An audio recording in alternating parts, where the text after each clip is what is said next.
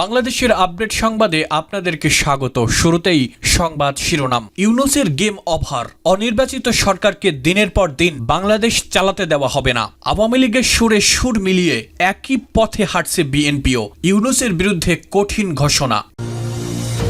এরপরে সচিবালয়ে অগ্নিকাণ্ডের ঘটনায় আওয়ামী লীগকে দায়ী করেছে বিএনপি সহ বিভিন্ন রাজনৈতিক দলের নেতারা। আওয়ামী লীগ আমলের সব নথিপত্র পুড়িয়ে দিতেই আগুন দিয়েছে এমনও অভিযোগ তুলেছিল অনেকেই। তবে তদন্ত কমিটি বলছে সচিবালয়ে অগ্নিকাণ্ডে কোনো নাশকতার প্রমাণ মেলেনি। বৈদ্যুতিক লুজ কানেকশনের কারণে অগ্নিকাণ্ডের সূত্রপাত হয়েছে।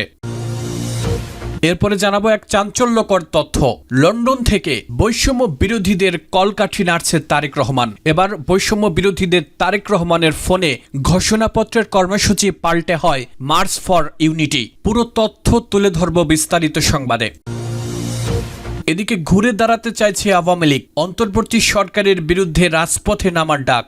জামায়াতও আলাদা নির্বাচনে যেতে চাচ্ছে। এমতো অবস্থায় পরিস্থিতি একা সামলাতে না পেরে দিশেহারা বিএনপি।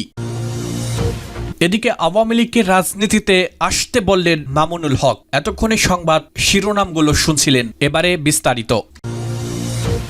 ইউনূসের গেম ওভার, অনির্বাচিত সরকারকে দিনের পর দিন বাংলাদেশ চালাতে দেওয়া হবে না। আওয়ামী লীগের সুরে সুর মিলিয়ে ঘোষণা বিএনপির মহাসচিব তথা মুখপাত্র মির্জা ফখরুল ইসলাম আলমগীর বলেন, সংস্কার একটি চলমান প্রক্রিয়া মাত্র, এর জন্য নির্বাচন বন্ধ হয়ে থাকতে পারে না। দিনের পর দিন অনির্বাচিত সরকারের হাতে দেশ চালাতে দিতে পারি না। যারা হাতে হাত মিলিয়ে হাসিনা সরকারের পতনের কলকাঠি নেড়েছিল তাদের মধ্যেই বাড়ছে বিরোধ। ইউনূস সরকারের বিরুদ্ধে ক্রমেই বাড়ছে ক্ষোভ। এবার সরাসরি হুঁশিয়ারি বিএনপির। অনির্বাচিত সরকারকে দিনের পর দিন বাংলাদেশ চালাতে দেওয়া হবে না, সাফ জানিয়ে দিলেন খালেদা জিয়া দল। এদিন বিএনপির মহাসচিব তথা মুখপাত্র মির্জা ফখরুল ইসলাম আলমগীর বলেন, সংস্কার একটি চলমান প্রক্রিয়া, এর জন্য নির্বাচন বন্ধ হয়ে থাকতে পারে না। দিনের পর দিন অনির্বাচিত সরকারের হাতে দেশ চালাতে দিতে পারি না। জাতীয় প্রেস ক্লাবে একটি আলোচনা সভায় তিনি একথা বলেন। ইউনূস সরকার যে সংস্কারের কথা বলেছেন সে প্রসঙ্গ টেনেই মির্জা ফখরুল বলেন,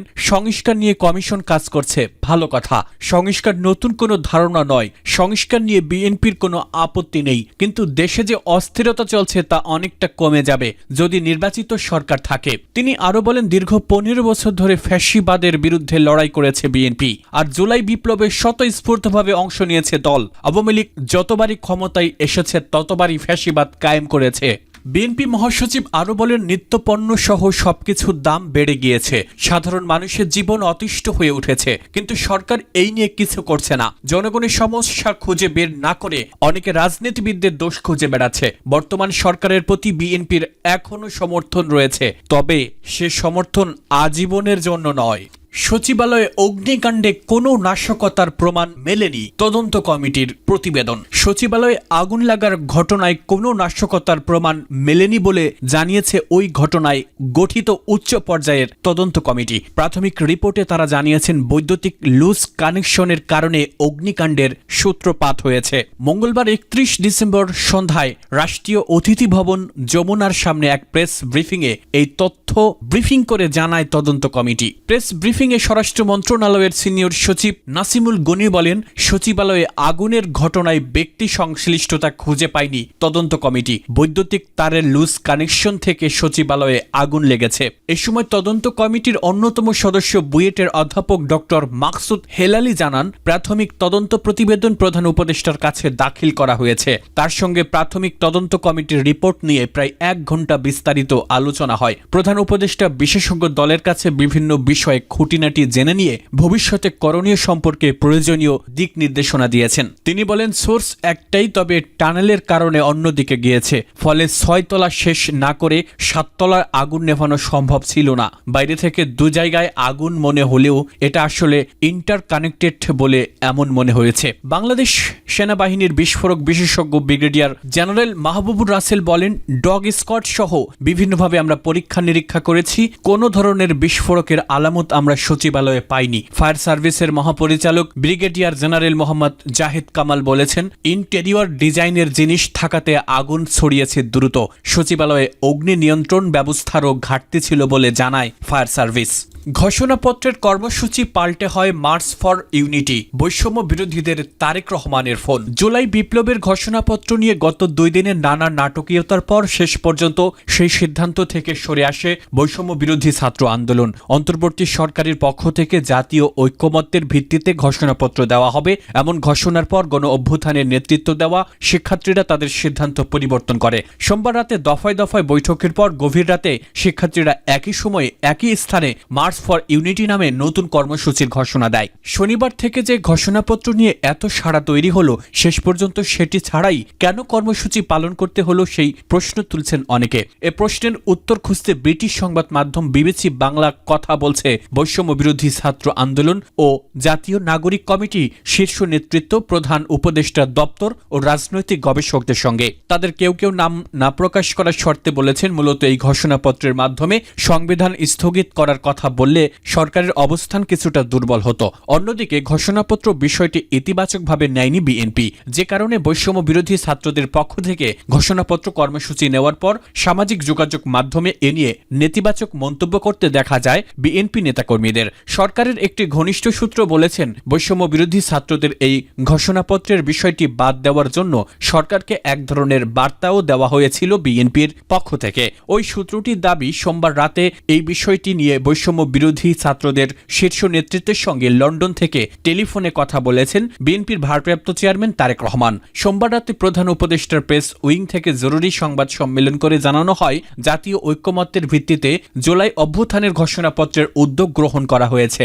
এরপরই দফায় দফায় বৈঠক করে বৈষম্য বিরোধী ছাত্ররা এই ঘোষণাপত্রের বিষয়টি স্থগিত করলেও মার্চ ফর ইউনিটি কর্মসূচি অব্যাহত রাখে।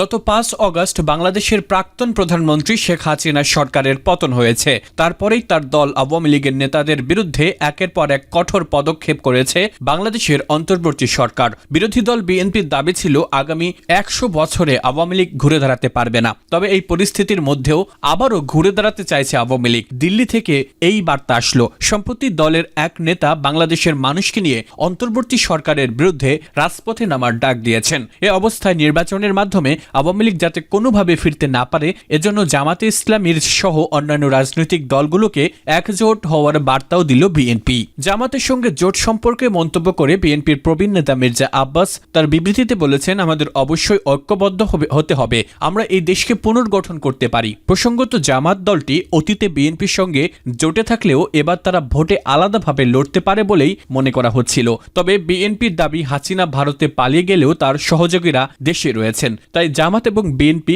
একজোট হয়ে থাকলে আওয়ামী লীগ আর ফিরে আসতে পারবে না। রবিবার আওয়ামী লীগ ইঙ্গিত দিয়েছে যে তারা ইউনূস সরকারের বিরুদ্ধে রাজপথে আন্দোলন শুরু করতে পারে। বাংলাদেশের জনতাকে নিয়ে ফের রাজপথে নামবে হাসিনার দল। তাদের ভেরিফাইড ফেসবুক পেজে এই কথা ঘোষণা করে। আওয়ামী লীগের সাংগঠনিক সম্পাদকের কথা উল্লেখ করে ভয়েস অব আমেরিকা জানিয়েছে, আমরা আমাদের রাজনৈতিক কর্মকাণ্ড প্রদর্শন ও পুনরায় শুরু করার পরিকল্পনা করছি। তারপরেই এমন মন্তব্য বিএনপি নেতার। মির্জা আব্বাস আরো বলেন, আওয়ামী লীগবিহীন বাংলাদেশ করতে হবে, কারণ আওয়ামী লীগ আর গণতন্ত্র একসঙ্গে চলতে পারে না। বিগত দিনের কষ্ট এখন আমাদের কাছে গল্প, এখন আওয়ামী লীগ বিহীন বাংলাদেশ চাই। আওয়ামী লীগের নাম পরিবর্তন করে নেতাদের রাজনীতিতে আসতে বললেন মামুনুল হক। আওয়ামী লীগের কর্মীদের উদ্দেশ্য করে বাংলাদেশ খেলাফতে মজলিসের মহাসচিব মাওলানা মোহাম্মদ মামুনুল হক বলেছেন, শেখ হাসিনা আপনাদের কল্যাণকামী নেত্রী নন, আপনারা বোঝেননি, ভুল করেছেন, এখন বোঝার চেষ্টা করুন। আপনাদের সর্বনাশ ঘটিয়েছেন অন্য কোনো রাজনৈতিক দল নয়, আপনাদের নেত্রী শেখ হাসিনা। তার পথ পরিহার করে চিন্তাশীল দুর্নীতিমুক্ত আওয়ামী লীগ নেতা থাকলে তাকে সামনে রেখে আওয়ামী লীগের নাম পরিবর্তন করে নতুন করে রাজনীতিতে আসেন। বাংলাদেশের মানুষ আপনাদের স্বাগত জানাবে। মাওলানা মামুনুল হক বিএনপি জামাতের বিরোধ প্রসঙ্গে বলেন, পারস্পরিক বিরোধের সময় এখনো আসেনি। আপনারা যদি পারস্পরিক বিরোধ মাঠে ময়দানে ছড়িয়ে দেন, আপনাদের বিভেদের সুযোগ নিয়ে ফ্যাসিবাদী সেই স্বৈরাচারী রাজনৈতিক শক্তি আবার বাংলাদেশে পুনর্বাসিত হওয়ার সুযোগ পাবে। বিগত 15 বছরে যে সকল নেতাকর্মীরা রক্ত দিয়েছে, জীবন দিয়েছে, তাদের সঙ্গে আপনারা গাদ্দারি করবেন। যদি তারা পুনর্বাসিত হওয়ার সুযোগ পায়, বীর শহীদদের আদালতের কাঠগড়ায় দাঁড়িয়ে জবাব দিতে হবে আপনাদের। গণসমাবেশে খেলাফত মজলিসের স্থানীয় নেতারা ছাড়াও মাগুরা জেলা জামায়াতের আমির এমপি বাকের বক্তব্য রাখেন।